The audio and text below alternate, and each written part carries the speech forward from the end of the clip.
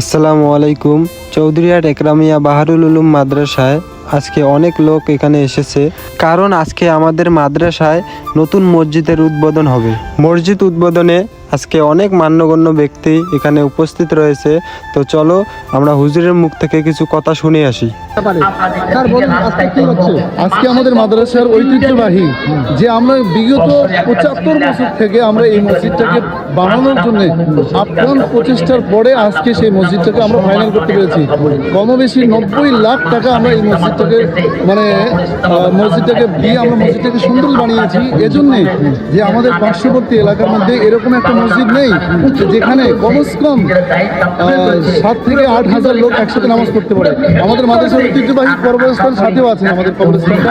আমাদের কবরস্থানের মধ্যে এই পার্শ্ববর্তী এলাকায় যত মানুষ মারা যান সমস্ত ভাই এবং বোনেরা সবাই এখানে এই কবরস্থানে এনার দাফন হন। এই ঐতিহ্যবাহীটাকে আমরা আরো বিশাল বানানোর জন্য হাজার প্রচেষ্টা চালানোর জন্য আমরা দান দিয়ে, মাল দিয়ে, সম্মান দিয়ে, ইজ্জত দিয়ে সমস্ত কিছুকে বরাদ্দ করে আমরা হলেও আমরা এই প্রতিষ্ঠানটাকে বৃহত্তম প্রতিষ্ঠানের মধ্যে আমরা চেষ্টা করি। হ্যাঁ, উদ্বোধনের মধ্যে আমাদের মধ্যে সর্বপ্রথমে এসছেন আসাম, বাংলা ও ত্রিপুরার জনপ্রিয় সুমধুর কণ্ঠী ওকিল ভাষী হজরত মৌলানা আফসার আলী সাহেব, তার সঙ্গে আমাদের উত্তরবঙ্গের বিশিষ্ট আলিম জনাব হজরত মৌলানা আলহাজ আব্দুল বারি মাজাহিরি সাহেব, উনি উপস্থিত রয়েছেন। তার সঙ্গে আছেন আমাদের উত্তরবঙ্গের ঐতিহ্যবাহী মুফতি সাহেব, যিনি জানার কথায় এক ডাকেই শুনে সারা দেন। সারা কুচবিহারের মানুষ, সারা ওয়েস্ট বেঙ্গলের মানুষ জানাকে এক বাক্যে চেনেন হজরত মৌলানা মুফতি আব্দুল রশিদ সাহেব, উনিও উপস্থিত হয়েছেন। ঠিক আছে, ধন্যবাদ স্যার। ঠিক আছে, ওকে। তো আপনারা তো শুনলেন ৭৫ বছর চেষ্টার পর আজকে এই মসজিদের উদ্বোধন হইতেছে। আর একটা কথা ভাই, ৭৫ বছর চেষ্টার পর আজকে এই মসজিদ উদ্বোধন হইতেছে ঠিকই, কিন্তু এখনও এই মসজিদ কমপ্লিট হয়নি। তো আপনারা যদি কোনো রকমভাবে সাহায্য করতে চান তাহলে অবশ্যই এই নাম্বারে যে যতটুকু করে সাহায্য করতে পারবেন তা অবশ্যই করবেন। আর ভিডিওটা বেশি বেশি করে শেয়ার করবেন, কারণ তোমাদের একটা শেয়ারে অনেক ভাইদের কাছে ভিডিওটা পৌঁছে যাবে, যাতে ওই ভাইগুলোও কিছু কিছু করে সাহায্য করতে পারে এই মসজিদটা কমপ্লিট করার জন্য। হয়তো আপনারা ভাবতেও পারেন এইসব ভিডিও দিয়ে আমরা টাকা ইনকাম করার চেষ্টা করি, কিন্তু না ভাই, আসলে এইরকমটা না। সবাই মাদ্রাসা ছাত্রের জন্য দোয়া করবেন, যাতে ওরা সুস্থভাবে ভালোভাবে পড়াশোনা করতে পারে।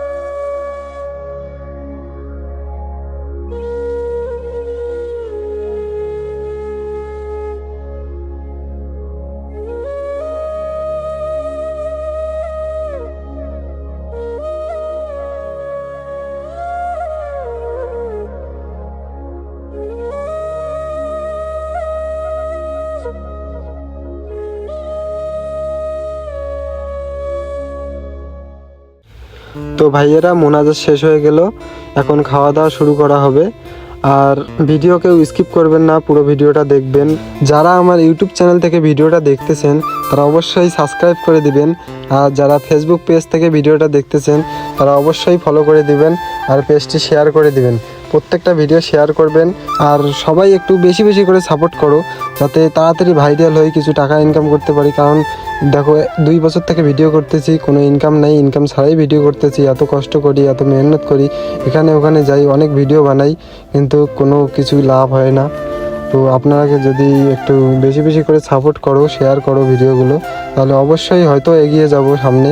আর যদি সাপোর্ট না করো, মনে করো 2 বছর থেকে ভিডিও করতেছি, হয়তো কিছু কিছু লোকের সাপোর্ট পাইছি, এখনও পাই।